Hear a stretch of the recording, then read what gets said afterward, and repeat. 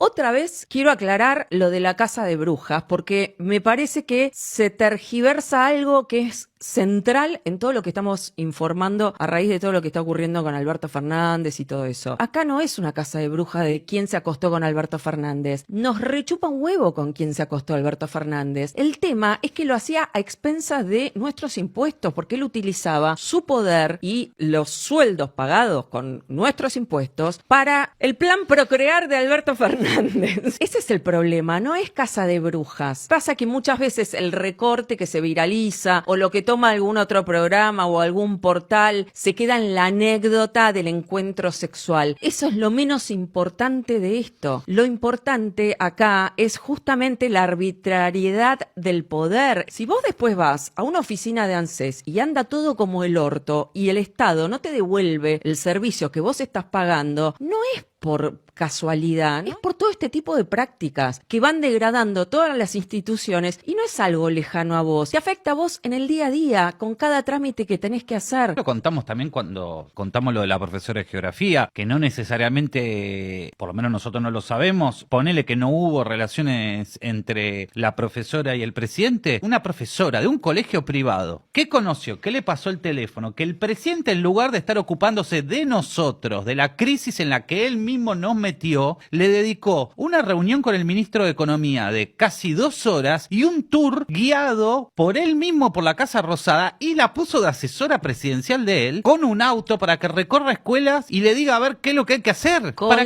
nuestra. ¿Para qué tenemos estructura? ¿Para qué hay un Ministerio de Educación? Esto lo retuiteó el presidente de la Nación, me lo retuiteó el presidente, pero mirá qué interesante esto, Nico, porque esto es el gasto, esto es lo que se va a hablar el domingo. El gasto público consolidado respecto del producto entre 1996 y 2024. Primero te hago el cualitativo, te lo autoleo el tweet, pero después vamos a los datos. Dale. Vos fíjate que el gasto público respecto del producto pasó del 44% en el año pasado, 2023, al 32% del producto en 2024. O sea, bajó 12 puntos de un plumazo. Hay que retroceder al año 1999 para ver algo similar, pero sin embargo, y este es el gran dato de este tuit, del 2002 al 2007, el primer gobierno de Néstor Kirchner, con superávit fiscal, con superávit comercial y tipo de cambio competitivo, el gasto público era entre 29 y 30% del producto. Era menor que ahora, Nico.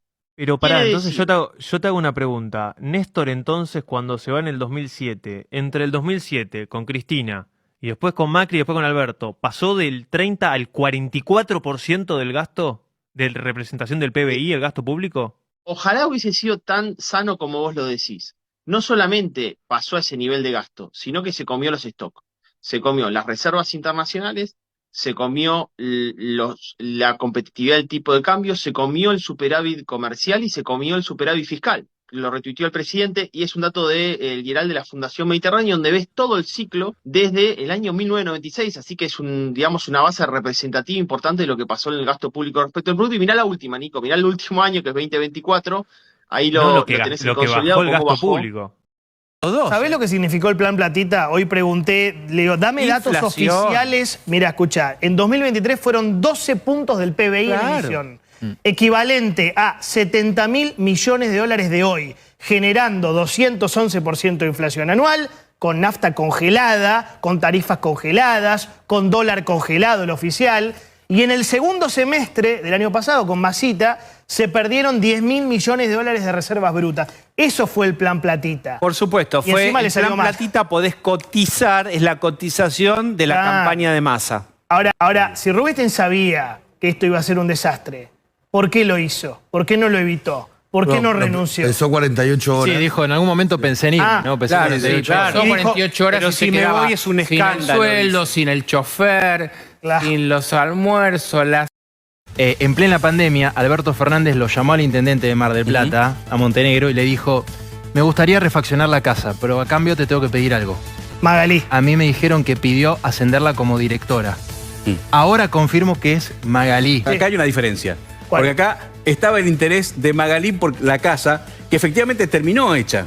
Digo, terminó, la verdad No, que... eso está bien. Pero no solo, pero... Pero el interés de Alberto no era la casa. No, no, claro. Digo, el interés de Alberto era un proyecto fornicatorio. Esa parte, no tiene nada que ver con esto. Lo dijiste vos. Pero el problema, digo, acá, es que una obra que costó 42 millones de pesos, se pagó más de 100 Y nadie, ni siquiera el periodismo, nos preocupamos por esto en su momento. Te iba a preguntar de qué mes estamos hablando, ¿febrero del 2020? En febrero del 2020 comenzó, la licitación es de febrero de noviembre del 22. Por eso te... O sea, Pandemia. Noviembre del 21. Apenas arrancaba. Pandemia. Noviembre del 21, todo el trabajo se hizo en pandemia. sí. Para mencionar sería más de $1 millón de la época, porque 100 millones... Claro. Exacto, ahí millón se y pico dice de dólares. invirtió más de 100 millones. Bueno, recorriendo y barriendo todos los presupuestos nacionales, no dice en ningún lado de dónde salió esa plata. Tuvimos como presidenta una multiprocesada por chorra como Cristina Fernández de Kirchner, que además firmó un memorándum con Irán para ocultar la responsabilidad de Irán en los más de 100 muertos en la Embajada de Israel y en AMIA.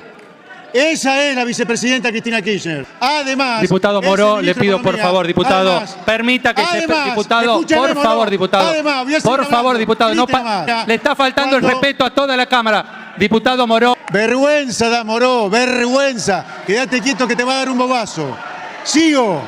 Ustedes se quejan de que los jubilados están muertos de hambre. Le robaron la plata a lo que estaban aportando en la FSPJP. Son chorros. Jubilaron a 4 millones de personas sin aporte. ¿Qué creen que va a pasar? El sistema iba a quebrar. Se quejan de la jubilación en miseria. Pidan una reforma laboral para que haya más trabajo en blanco, menos trabajo en negro, más ingresos al sistema provisional, que pueda pagar más jubilaciones. A ustedes no les importan los jubilados, a ustedes les importa usar a los jubilados para dinamitar una columna vertebral de este gobierno, que es el déficit cero. Ahora, ¿por qué el déficit cero? Porque la única manera que se inventó en países como Argentina que no hubiera inflación, que es el peor impuesto para los pobres y el peor impuesto para los jubilados. Otra vez el kirchnerismo, sí, ustedes usando ahora a los jubilados para intentar desestabilizar un programa de gobierno, no lo van a lograr. Contame, porque Beliboni la canchereaba encima. Cuando los periodistas le preguntábamos sobre esto, se hacía el tonto y decía, bueno, yo no sé, a mí la empresa me daba las facturas. No es trabajo mío ver si esas facturas son truchas o no. La causa que investiga las facturas truchas del Polo Obrero sigue sumando elementos que lo complican cada vez más a Eduardo Beliboni y también a otros dirigentes. Una de las empresas que usó el Polo Obrero para justificar los millones de pesos que le daba el Estado Nacional a través del potenciar trabajo era una empresa que se llama Imprenta Rumbos. Claro. Que Beliboni la defendía a capa y espada, Sí. decía que era una empresa real, que tenía 40 años de trayectoria, que había hecho la impresión de libros. Él dijo que tenía domicilio real. Ahora, cuando uno va al domicilio de esa empresa, se encuentra con que es la sede del Partido Obrero. Bueno, en fin, él la defendía, cuestión que en los últimos días llegó al juzgado federal de Sebastián Casanelo, que es el juez que lleva adelante esta causa junto con el fiscal Gerardo Policita, un documento de la AFIP que confirma finalmente que la imprenta Rumbos es una usina de facturas apócrifas, es una usina de facturas truchas. A partir del 1 de octubre de 2021 cambió la categoría de esta empresa para la FIP y pasó a ser una empresa básicamente trucha, apócrifa, para que se entienda, cuyo único objetivo es el de generar facturas truchas, que lo que cree la justicia es que el Polo Obrero después las utilizaba para justificar los gastos del potenciar trabajo, gastos inexistentes, porque lo que entienden es que esos cascos, ese material, esa ropa que ellos decían comprar, en realidad no se compraba, y el destino final de la plata era financiar al Partido Obrero. Entre las tantas irregularidades que le encontraron a esta imprenta, déjame contarte alguna de ellas. Por ejemplo, la justicia detectó que en las facturas que utilizó el Polo Obrero para justificar los gastos del potenciar trabajo se emitieron 25 facturas en un día. Ahora, cuando las revisaron, muchas de esas facturas tenían montos distintos, aunque era la misma cantidad y el mismo producto. Mirá, encontraron 3 facturas en las que el Polo Obrero dijo haberle comprado a la imprenta Rumbo kits de seguridad, ropa de trabajo para los beneficiarios del potenciar trabajo. Todas las facturas son del mismo día, del 10 de febrero del 2022. Por la misma cantidad de ropa, la misma cantidad de kits de seguridad. Una factura es por 250.000 pesos, la otra factura es por 500.000 y la otra es por 300.000. Entonces los investigadores lo que determinaron es que todos los productos, a pesar de que sean los mismos, la misma cantidad, tenían distintos valores. Eso forma parte de cómo la FIP termina determinando que estas facturas no solamente son truchas, sino que además la empresa se dedicaba a hacer una especie de usina, de generadora de facturas truchas. Claro, en Tal vez no realidad solamente acomodaba el para monto a lo que ellos necesitaban justificar. Claro, exactamente. Cuando los investigadores empiezan a averiguar cuánto costaba un kit de seguridad y ven que en algunos casos los cobraban 200.000 pesos, en otros 300.000 y en otros 500, dicen, bueno, acá evidentemente hay algo que no cierra. Una de tus principales críticas, que tuviste mucha razón y el tiempo te dio la razón en el gobierno de Macri, era no sé quién es el ministro. Está completamente atomizada la toma de decisiones. Entonces uno va por un lado, necesitas a alguien central que tome las decisiones. Ahora es un tema porque finalmente la elección, la pregunta de ella fue quién tomó la decisión. Quien se está haciendo cargo, centralidad absoluta es el presidente, con el riesgo que eso puede llevar a correr. No estamos en un régimen parlamentario. Esto no es Inglaterra, que llega a fallar y le haces lo que se llama un voto de censura o desconfianza y se tiene que ir. Un régimen presidencialista. Pero el presidente se involucra de una manera absoluta. Como diciendo, esto no se puede negociar, esto lo digo yo. Y yo tengo para mí que Caputo dice y hace cosas envalentonado porque tiene atrás al presidente. Yo creo que Caputo se pone a hablar con un sector, un gobernador que dice, mirá, che, yo soy muy jodido porque tengo... Ahora, este es 10 veces peor que yo. Te conviene conversar conmigo. Me parece que debe ser así. Los mismos periodistas se preguntaban, ¿pero por qué fue y puso la cara? ¿Qué mensaje quiso dar? Y creo que es esto que dicen. El que dice lo que va a pasar en la economía, el ministro de Economía es Caputo, pero también el ministro de Economía es Milei en su gobierno. Lo cual es crucial. No le va a sacar la operatoria, digamos, una cosa, pero es evidente que hablan, digamos así, entre ellos, lo mismo con el presidente del Banco Central. En la historia argentina no existe la autonomía del Banco Central. Esto de que el Banco Central no habla con nadie, está ahí. Capaz que en Estados Unidos funciona, acá no funciona. La única forma que puede tener de que el Banco Central no emita es que el fisco no le pida plata. A la segunda vez que le van a pedir plata, el tipo entrega la plata. Esta es la historia.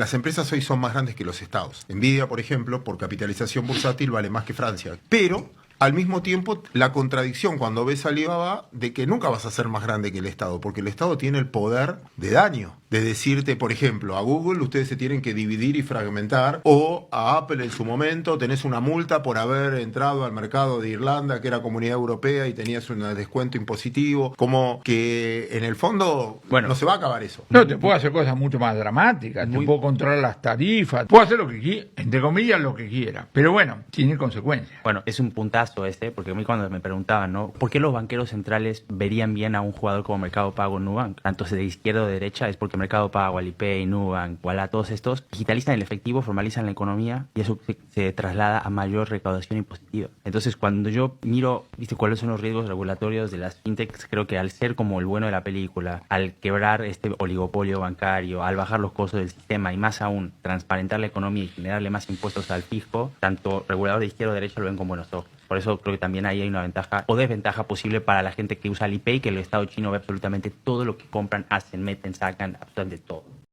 Hoy Argentina representa cerca del 30% del total de monto que te ha otorgado el Fondo Monetario. Dentro de los, digamos, de los miembros del board que se sienta ahí, ¿no dicen, che, ya le dimos mucho a Argentina, ya está? ¿O no necesariamente? No es cierto la magnitud de cómo lo voy a expresar, decir que el board es irrelevante. Pero cuando un programa llega al board, ya se va a aprobar. Probablemente las decisiones sobre un programa tan grande como el programa argentino, esas decisiones se toman fuera del board. Una vez que llega al board, ese programa se aprueba. Hoy en el board, sí, los miembros del board dicen, no, nosotros no queremos saber nada de Argentina, la exposición que tenemos es muy grande, etcétera, y expresan esa opinión. Su mandato no es internalizar la agenda geopolítica de su país, es nada más ver por la salud financiera del Fondo Monetario y porque el rol del Fondo Monetario sea el correcto con sus países miembros. En términos de montos, yo creo que lo más difícil es que el gobierno argentino se ponga de acuerdo con el Fondo Monetario Internacional en un paquete de políticas públicas, sobre todo en el ámbito monetario cambiario y de liberalización de la cuenta de capitales. Creo que en lo fiscal, lo que el fondo querría ver es, digamos, un programa de mediano plazo en la línea de lo que está haciendo el gobierno de Milei, pero yo creo que en la parte cambiaria, monetaria, hay muchas diferencias de opinión. Al final del día, la posición del Fondo Monetario es para poder liberar el cepo, unificar los tipos de cambio y seguir en el proceso de reducción de la inflación, se necesita acumular reservas internacionales. Y tal vez lo que se puede inferir de la visión del gobierno argentino, del Banco Central, es si logramos cerrar la brecha, eso ayuda a que se baje la inflación, aunque no acumulemos reservas internacionales, liberar el cepo con una brecha más baja y menor inflación nos va a dar un mejor ancla para esa eventual salida, aunque tengamos menos reserva. Ahí ve una diferencia importante y no sé dónde esté, digamos, una posición intermedia que pueda satisfacer a las partes.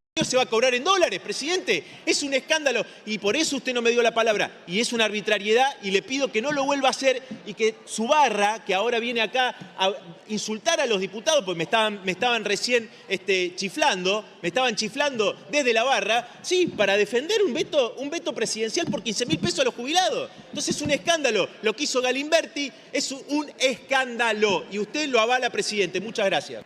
Diputado, como usted sabe, como le he manifestado acá en el estrado, no podemos dejar en ningún momento sin representación a una provincia que democráticamente ha elegido a los representantes del pueblo.